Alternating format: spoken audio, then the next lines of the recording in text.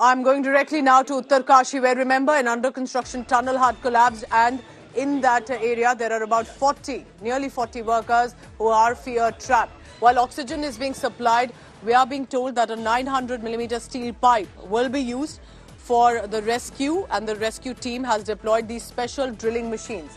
So there are massive drilling machines that have been put in place to ensure that there is a compressor and an oxygen machine, which is to ensure food and specifically oxygen is supplied into that blocked area so they can breathe for as long as at least the rescue operation will continue. And the rescue operation is not easy at all, remember, to be able to go into that area.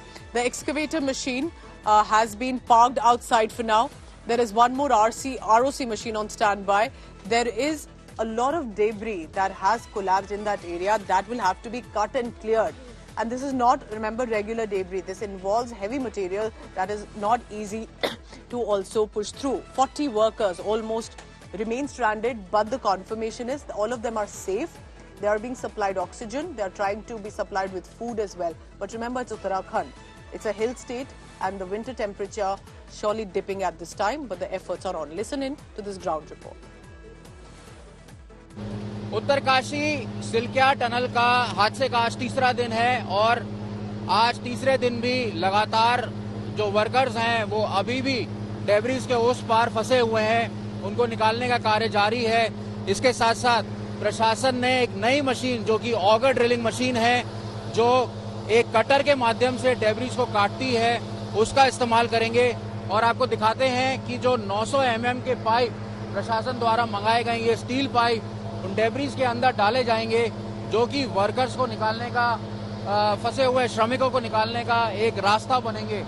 एक एक करके इन debris को में काट के इन pipes को डाला जाएगा और उसके बाद वर्कर जो हैं धीरे धीरे करके यहाँ आ सकेंगे। उसके पीछे आपको दिखाते हैं, ये वो एक्सकवेशन मशीन है जो काफी प्रयास कर रही थी सीमेंट को सॉलिडिफाई करने का और नीचे से डेब्रिस को काट के किसी तरीके से उसमें होल करके अंदर जाने के लिए रास्ता बना रही थी, पर क्योंकि बार बार मलबा गिर रहा है, इसकी वजह से कार्य में रुकावट आ रही है।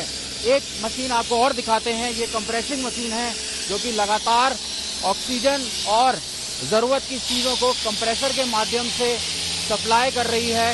ये जो पाइप हैं, ये एक बहुत बड़ा जीवनदायिनी साबित हुए हैं उन मजदूरों के लिए जो उन डेब्रिस के पीछे कई दिनों से फंसे हुए हैं।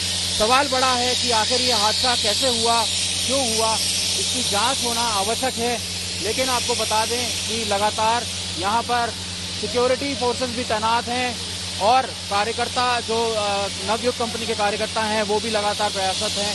हमारे साथ पुलिस विभाग से बात करने के लिए मौजूद हैं संतोष कुमार जी, उनसे जानते हैं। सर, अभी क्या अपडेट है, किस तरह कार्य चल रहा है? यहाँ पर अंदर रेस्क्यू ऑपरेशन चल रहा है और उसी यहाँ पर सुरक्षा की दृष्टि से हम लोग यहाँ पर हैं।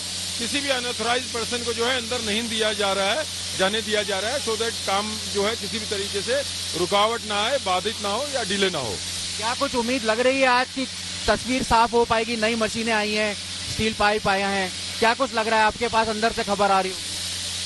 नहीं, ऐसा नहीं है। सभी लोग होप फॉर गुड, सभी लोग अच्छा सोच रहे हैं और उम्मीद है कि जल्द से जल्द जो है ये रेस्क्यू जो है पूरा कर लिया जाएगा। ठीक है, तो संतोष कुमार जी का कहना है कि सिक्योरिटी को टाइट किया जा रहा है लगातार।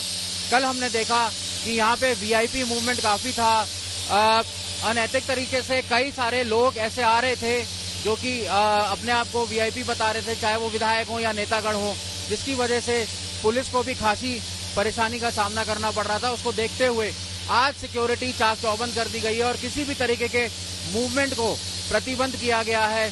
उम्मीद लगाई जा रही है कि जल्द से जल्द जो श्रमिक हैं जो फंसे हुए हैं वो बाहर आएंगे और उसके बाद अपने घर की ओर लौट सकेंगे, अपने परिजनों से मिल सकेंगे। इस समय दुआओं का दौर जारी है और कड़ी मेहनत के साथ साथ सभी लोग इसके लिए प्रयासरत हैं।